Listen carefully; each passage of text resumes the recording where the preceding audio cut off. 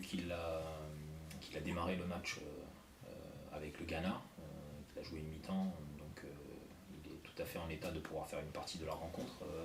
C'est simplement le voyage qui a été très très long de retour. Ils sont à peine arrivés on va dire, hier soir et aujourd'hui encore ils ressentent les effets de la fatigue, mais comme c'est lui et Momo sont des joueurs qui sont habitués à ce genre de situation.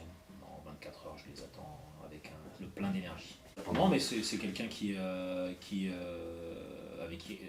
on a discuté de son état physique et il a été heureux aussi de pouvoir faire une vraie préparation. Il l'a fait de manière un peu individualisée, mais je pense qu'il a un bon coffre et en tout cas il est prêt à assumer les intensités d'entraînement que nous avons d'habitude et à faire une partie de match. Ça, j'en suis absolument persuadé.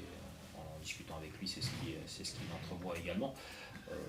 Maintenant, on va y aller aussi pas à pas pour que lui se sente le mieux et surtout qu'il ait un apport maximal pour l'équipe. C'est vrai que nous, en termes de flexibilité tactique, c'est ce que l'on cherche, des joueurs offensifs polyvalents.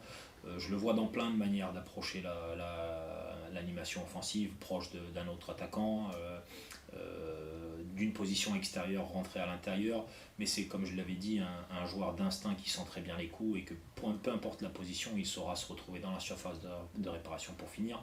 Il est capable de faire des connexions au milieu de terrain également, de nous lancer des pressions, donc encore une fois, un profil qui nous correspond vraiment bien. D'accord. Et juste, est-ce qu'on peut l'imaginer dans un rôle de piston, même si ou c'est pas vraiment comme ça que vous avez envisagé la chose? Ça pourrait arriver, mais ça m'étonnerait beaucoup parce qu'on a beaucoup d'autres profils qui sont capables de le faire